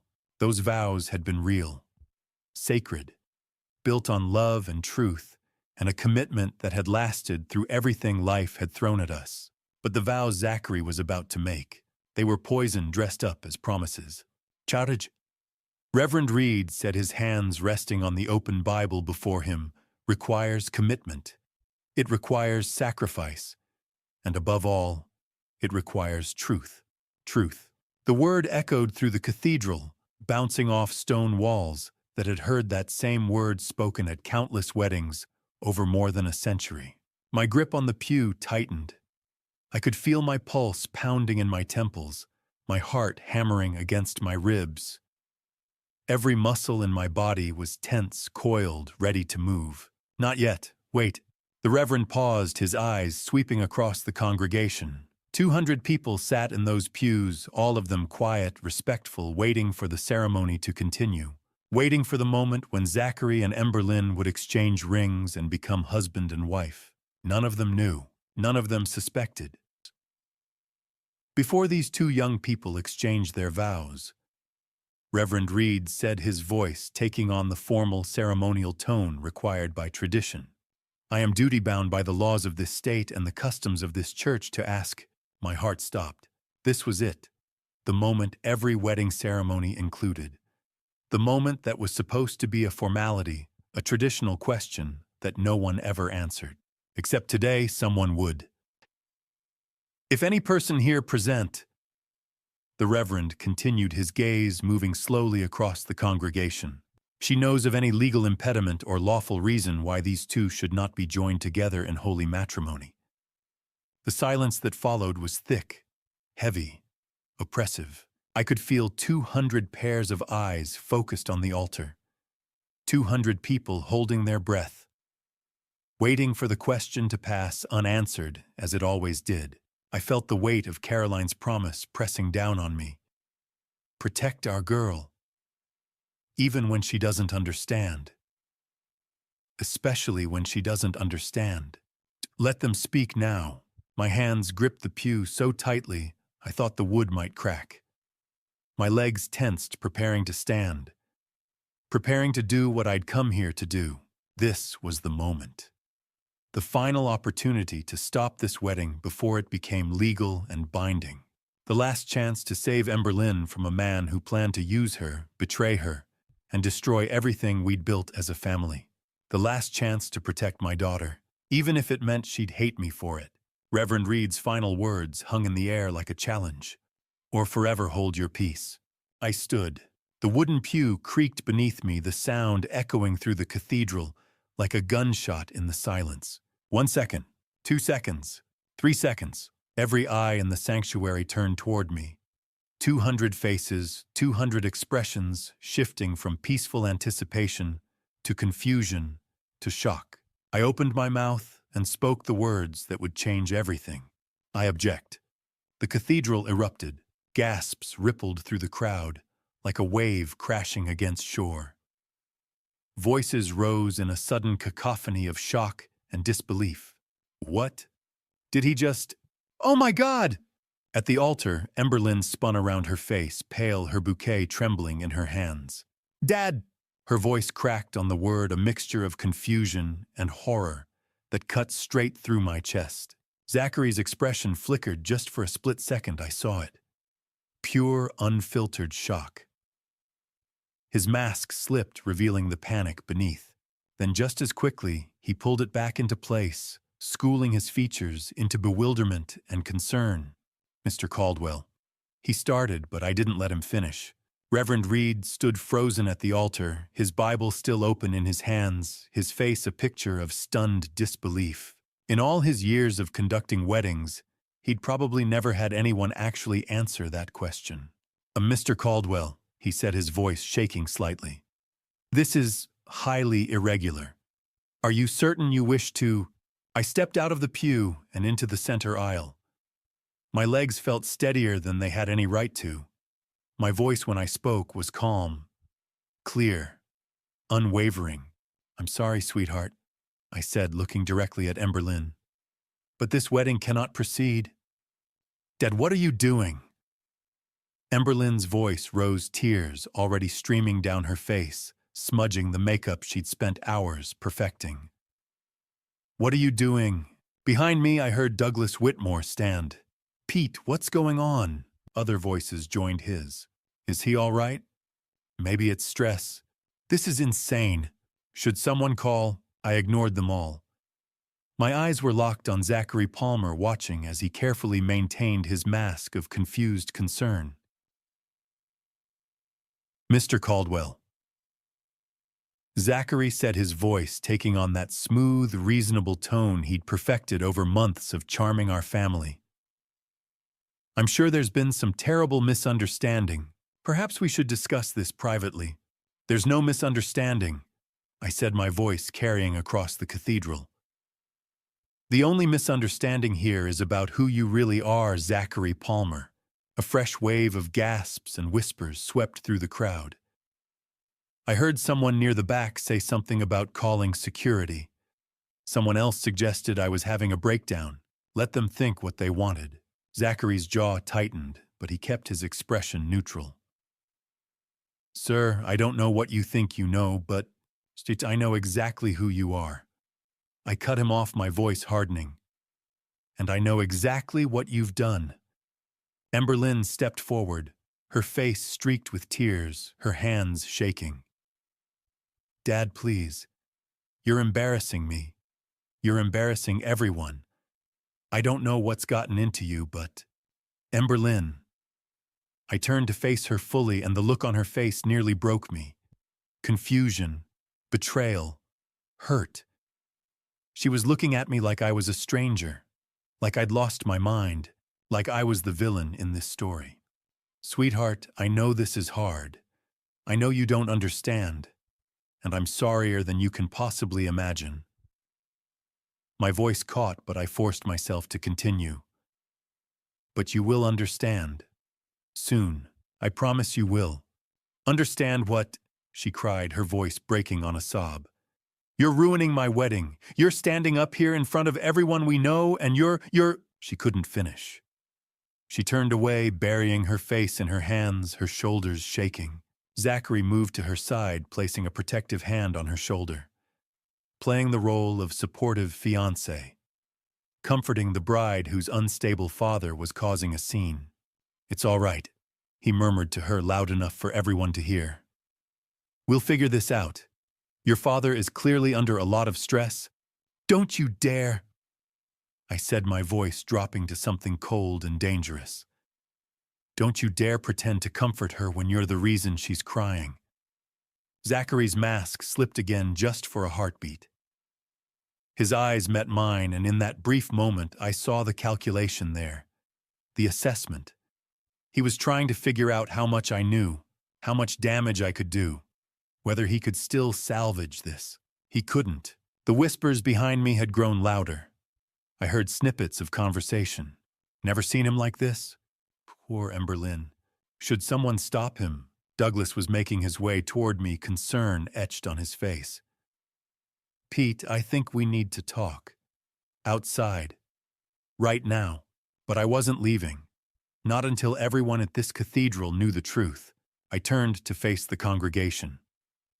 200 faces stared back at me, some confused, some concerned, some already judging me as the father who'd lost his mind and ruined his daughter's special day. They didn't know yet, but they would. I took a breath and let my voice carry across the stone walls of St.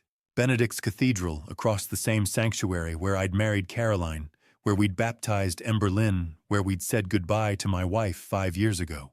Zachary Palmer, I said clearly, is not the man he claims to be. The cathedral fell silent. Even the whispers stopped. Every eye was on me now, waiting, wondering. Some probably still thinking I'd lost my mind. And I was about to tell them something none of them could believe. Before I continue, I need to know you're still here. Comment below with one word, hero, if you think I'm doing the right thing, or villain if you think I'm destroying my daughter's life. Because what happens next will define me forever. And a quick note, some of what follows has been dramatized for storytelling. If fictionalized elements aren't your preference, feel free to exit now, no judgment. But if you want to see the moment everything explodes, the moment the whole church sees the truth, keep watching. It's about to get real. Before anyone could react, I spoke the words I'd been holding back since this morning. Zachary Palmer is already married. He has a wife and a daughter. The cathedral exploded. What? Oh my God! That can't be. Gasps and shocked whispers erupted from every corner of the sanctuary. 200 people reacting in unison, their voices overlapping in a cacophony of disbelief. Zachary stepped forward, his face a mask of outrage and wounded dignity. That is absolutely insane, Mr. Caldwell. I think you're very confused. I'm not confused, I said, my voice cutting through the noise. I saw them this morning. Your wife Marley and your 4-year-old daughter. Emberlyn's voice broke through the chaos, small and shaking. Dad, no. You're wrong. Zachary would never tell him Zachary. Tell Dad he's wrong. Zachary turned to her, reaching for her hands, his expression shifting to one of gentle concern. Sweetheart, your father is clearly under an enormous amount of stress. Maybe we should get him some help. I don't need help, I said coldly. I need the truth to come to light. I turned toward the side entrance where Martin stood waiting. Our eyes met across the sanctuary. Bring them in. The side door opened. Every head in the cathedral turned as a woman stepped through the doorway. She was thin, dressed in simple jeans and a cardigan, her dark hair pulled back in a messy ponytail. Her face was pale, her eyes red-rimmed. She held a folder in one hand, and she held the hand of a little girl with the other. The child was small, 4 years old maybe, with blonde curls that bounced as she walked. She wore a pink dress and clutched a stuffed rabbit under one arm. Her eyes were wide as she took in the massive sanctuary, the rows of people, the flowers and candles, and overwhelming strangeness of it all. The woman Marley walked slowly down the side aisle, her daughter's hand gripped tightly in hers.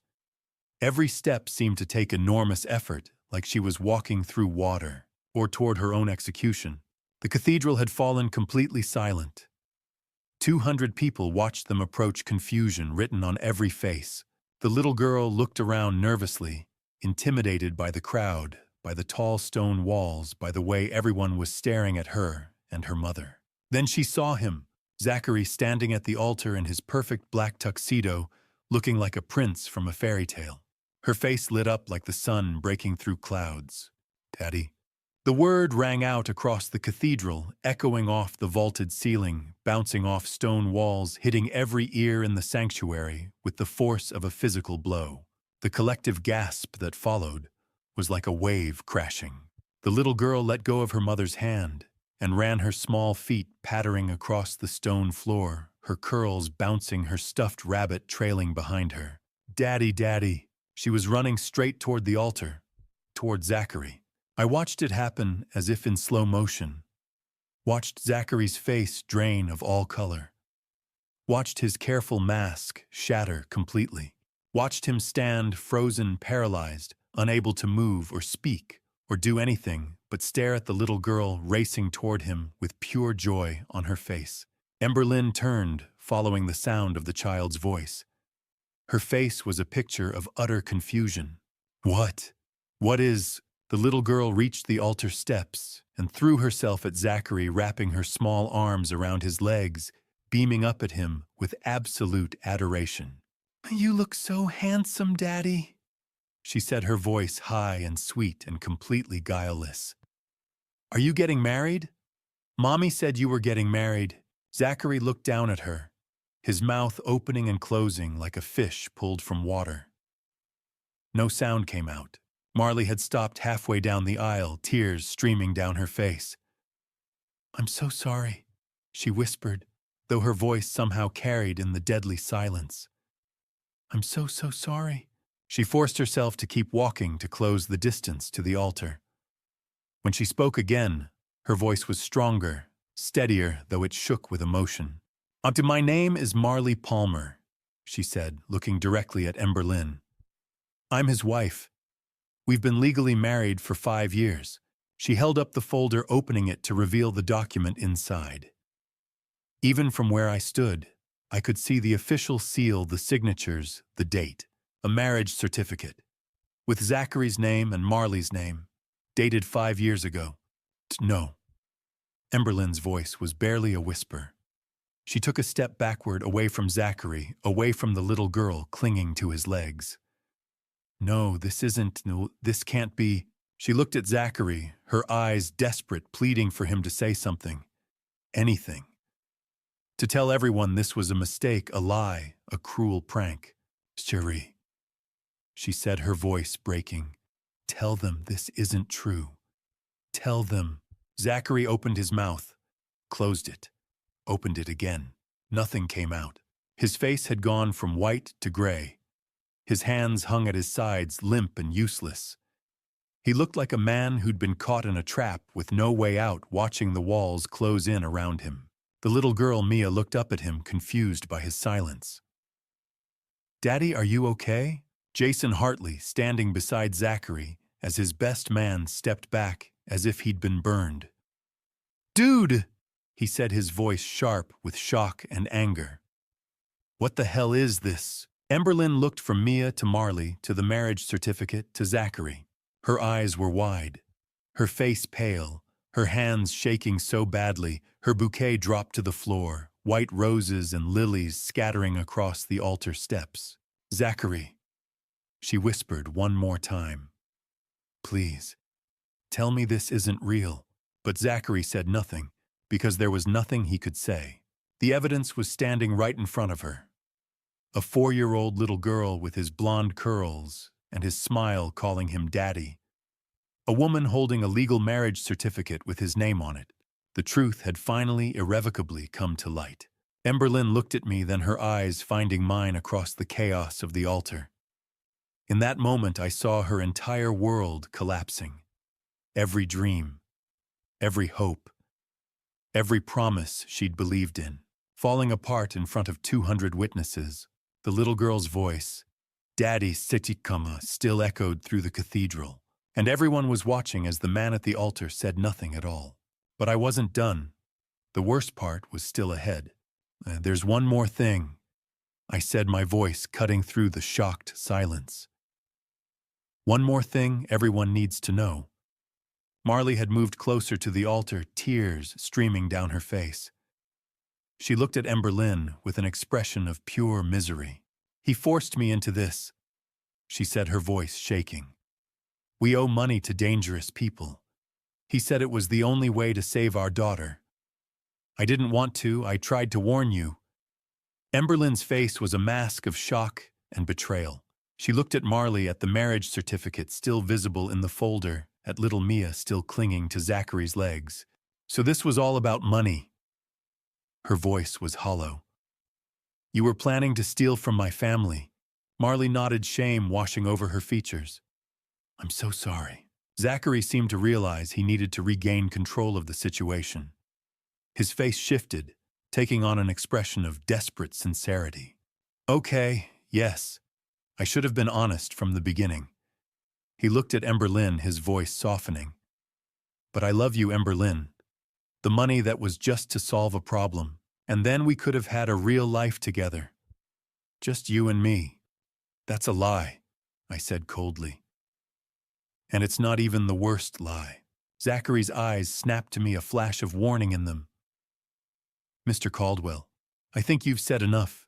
I haven't said enough, not even close. I pulled out my phone, holding it up, so the guests in the front rows could see the screen. I swiped to the screenshots Martin had shown me this morning, the evidence I'd photographed and sent to the police. This morning, I said, my voice carrying across the stunned cathedral. I discovered something that even Marley didn't know about. I passed the phone to Douglas Whitmore, who was standing in the front pew, his face pale with shock. He looked at the screen, his eyes widening. He passed it to the person next to him, then another. The images began circulating through the front rows, gasps and murmurs following in their wake. Those are emails, I said. Encrypted messages, bank transfers, all from Zachary's laptop. I quoted the key phrases from memory, letting each word hit like a hammer blow. Martin, target 3 months post-wedding. Make it look like an accident. $50,000 on completion. The silence that followed was absolute. Deadly. Zachary wasn't just planning to take our money, I said, looking directly at him. He was planning to make sure I couldn't stop him, permanently. The word hung in the air like poison. He'd already paid someone a deposit, $10,000. The timeline was set, 3 months after the wedding. I turned back to the congregation, many of whom were now staring at their neighbors' phones, looking at the screenshots being passed around. That phone call you got this morning, Zachary, in the car, I heard it. Your contact was confirming the plan. Everything is on track. 3 months, not 1 day sooner. Those were your words. Douglas stood, his face ashen. Pete, are you saying he was planning to... He couldn't finish the sentence, couldn't say the word. Yes, I said. That's exactly what I'm saying. Emberlyn's hand flew to her mouth. She stumbled backward, nearly falling. One of the bridesmaids caught her arm, steadying her. Oh my God, Emberlyn whispered. Oh my God. Dad, he was going to... She looked at me and I saw the moment it all clicked into place.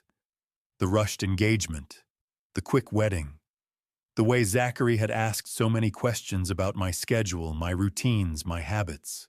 He'd been planning it from the start. You have no proof.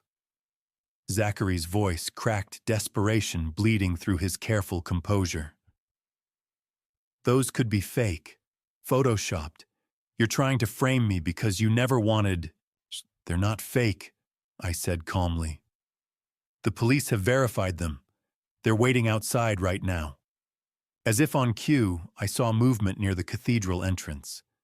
2 uniformed officers had entered quietly, positioning themselves by the doors. Behind them, I could see more officers outside. Zachary saw them too. His eyes darted from the police to the evidence being passed around the congregation, to Marley standing there with tears on her face, to Mia still holding onto his legs, confused and scared by all the shouting, and then to Emberlyn, standing there in her white wedding dress, looking at him like he was a monster, like he was someone she'd never known at all. I watched the realization hit him. He was trapped, exposed. Every lie he'd told, every plan he'd made, every careful manipulation, all of it was out in the open now. There was no talking his way out of this. No charming smile or smooth explanation that would make any of this go away. He looked at the police officers by the door, at the evidence in people's hands, at me standing in the center aisle, the man who'd destroyed everything he'd worked for. His face went from desperate to panicked, to something cold and calculating, and then he ran. He shoved past Mia, who stumbled and fell with a small cry. He pushed past Reverend Reed, who reached out to stop him, but missed. He vaulted over the altar railing with surprising agility and bolted for the side entrance, the one Martin wasn't guarding. "Stop him!" someone shouted. The police moved, but Zachary had a head start. He crashed through the side door and disappeared into the corridor beyond. The cathedral erupted in chaos. People stood, shouted, pointed. Someone, maybe Jason, tried to go after him, but was held back by an officer. Marley had dropped to her knees, gathering Mia into her arms, both of them crying. And Emberlyn stood frozen at the altar, staring at the spot where Zachary had been standing just seconds ago, where the man she'd been about to marry had been standing, before he'd run like the criminal he was. He didn't make it to the door. The police were already there. Zachary had barely taken 3 steps when 2 uniformed officers emerged from the side corridor blocking his escape. Their presence was calm, professional, unavoidable. Zachary Palmer. He froze, panic flooding his face. This is a misunderstanding. You're under arrest." The second officer stepped behind him, handcuffs ready. Zachary tried to retreat, but there was nowhere to go. The altar stood behind him. The officers in front. 200 witnesses on every side. Charges include bigamy, fraud, and conspiracy to commit grievous bodily harm, the first officer said, reading his rights in a steady voice. "No, this is insane, I can explain. You'll have the opportunity at the station." The metallic click of the cuffs echoed through the cathedral, impossibly loud in the stunned silence. The officer turned to the congregation. "Anthony Greco has also been apprehended outside. He was attempting to gain entry." Marley, kneeling beside Mia, looked up sharply. "Greco. He's in custody, ma'am. You're safe." Relief crashed over Marley so intensely, it looked like pain. She sank onto a pew, pulling Mia into her arms, sobbing not in grief, but release. The officers led Zachary toward the exit. His movements were stiff, the handcuffs forcing his shoulders back, his tuxedo suddenly looking like a cheap costume. At the aisle, he turned, eyes locking on Emberlyn at the altar. "Emberlyn, please, don't." Her voice was flat, final. Tears streamed down her face, but her expression was stone. "Don't say my name," he faltered, then allowed himself to be led away. The cathedral doors opened to flashing lights outside, then closed with a hollow boom that felt like an ending. Silence swallowed the sanctuary. Then Emberlyn's knees gave way. I moved instantly. Martin was there too. Together we caught her and lowered her to the altar steps. She didn't resist, just stared ahead, her wedding dress pooled around her like something broken. Marley rose slowly and approached, hesitant. "Miss Caldwell, there's something you need to know." Emberlyn looked up, eyes swollen. "Haven't you said enough? I tried to warn you." The words lingered. 3 weeks ago, I sent an anonymous letter to your office. I told you Zachary wasn't who he claimed to be." Emberlyn blinked. "There was a letter. I thought it was a prank. 2 weeks ago I called you. I reached your assistant.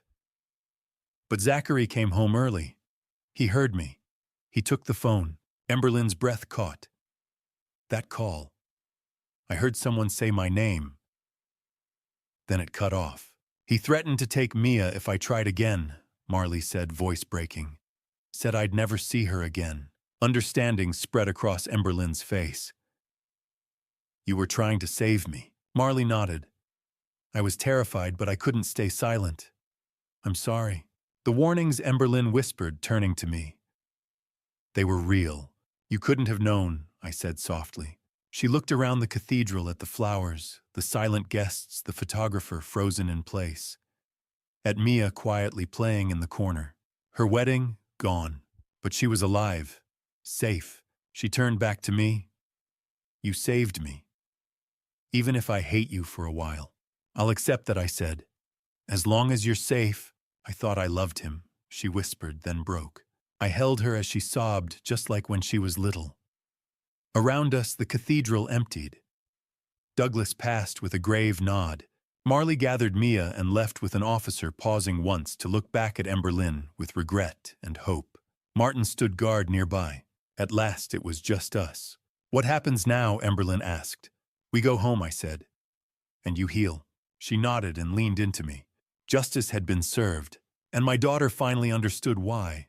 6 months later, I sat in my home office as afternoon light filtered through the windows. On my desk was a photograph of Emberlyn taken just last week. She was smiling, not the same carefree smile she'd had before that November morning, but a real one that reached her eyes. I leaned back and thought about everything that had happened since the day at St. Benedict's Cathedral. Zachary Palmer had been sentenced to 25 years in prison, 5 for bigamy, 10 for fraud, and 15 for conspiracy to commit grievous harm. The sentences ran concurrently, but even with good behavior, he wouldn't see freedom for decades. Anthony Greco had been arrested outside the cathedral that same morning. The charges against him were extensive racketeering, extortion, loan sharking, and conspiracy to commit murder. He received 30 years. Authorities had been building a case against him for months, and our evidence finished it. Marley Palmer was granted immunity on most charges in exchange for her testimony. She received probation and a suspended sentence. The judge acknowledged she'd been coerced by threats against her daughter. She had tried to warn Ember Lynn. She'd done what she could. I paid off Mia's medical debt, all $95,000. I helped Marley relocate outside the city and set up a trust fund for Mia's education and health care. Caroline would have done the same. That little girl was innocent. Marley cried when I told her. She'd expected judgment, not mercy. The first month after the wedding was the hardest. Ember Lynn barely spoke to me. She was angry at Zachary, at the world, and at me for destroying her wedding day. She couldn't understand why I hadn't told her privately. I let her be angry.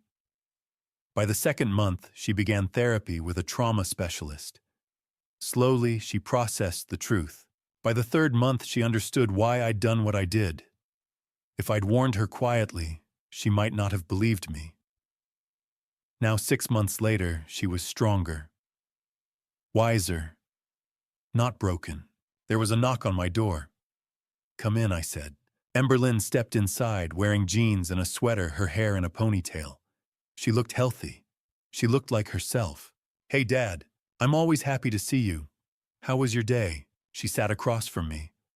"I met Marley and Mia for coffee." I was surprised. "You did?" "Yeah. Mia's doing really well. She still talks about the pretty church sometimes. Marley started a new job. She's trying." We sat quietly for a moment. "I need to say something," Ember Lynn said. "Okay. Thank you for saving me. Even though I hated you at first, you had every right to. I was angry because you were right," she said softly. "And I didn't want to admit I'd been so blind." "You weren't blind. You were in love." Her eyes filled with tears. "I keep thinking about Mom. She'd be proud of you." Ember Lynn smiled faintly. "I'm learning how to trust again. Slowly. Take all the time you need. I'm thinking about going back to school," she said. "Psychology. To help people like me. You'd be wonderful at that." We talked a little longer about the future.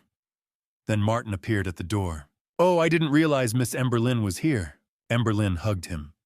"Thank you." After she left, I looked at Caroline's photograph on the shelf. "We did it," I whispered. "She's going to be okay." Outside, city lights began to glow.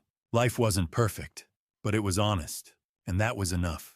And to you listening to this family story, remember, this God gives us instincts for a reason. When I first felt something was wrong with Zachary, I believe God was whispering to my heart. I ignored it because I wanted Ember Lynn to be happy. But God doesn't whisper warnings so we can ignore them. He whispers so we can protect the ones we love. Trust those instincts. They might just save a life. Looking back on this family story, I see my mistakes clearly. I waited too long. I let fear of hurting my daughter stop me from protecting her. Don't be like me. Don't wait until the wedding day to act. If you see red flags, address them early. Have the hard conversations. Yes, your loved ones might be angry at first. Yes, they might push you away. But anger fades. Death doesn't. Betrayal leaves scars that take years to heal. Act early even when it's uncomfortable. Here's what I learned about dad revenge, and I want to be clear, this wasn't about revenge. This was about protection. Real dad revenge isn't about destroying someone out of spite. It's about standing between your child and danger, no matter the cost. It's about being willing to be the villain in their story for a season so they can have a future. That's what dad revenge really means, sacrificing your comfort, your reputation, even your relationship temporarily to keep them safe. God gave me a second chance when Martin came to me with the truth. Not everyone gets that. I thank God every day that I listened. I thank God that Emberlyn is alive and healing. And I thank God for people like Martin, who had the courage to do what was right, even when it was hard. If this family story resonated with you, I'd be grateful if you'd subscribe to this channel for more true stories like this one. Leave a comment below telling me what you would have done in my situation. I read every single one. Share this story with someone who needs to hear it. Your share might save someone's life. Thank you for staying with me until the very end. I know this wasn't an easy story to hear, and I want to be honest with you, some of the stories that follow contain fictionalized elements created for educational purposes. If that's not something you're comfortable with, feel free to explore other content that suits you better. But if you're willing to learn from real experiences, even painful ones, I'll be here sharing what I've learned. God bless you. And remember, protecting your family is never wrong.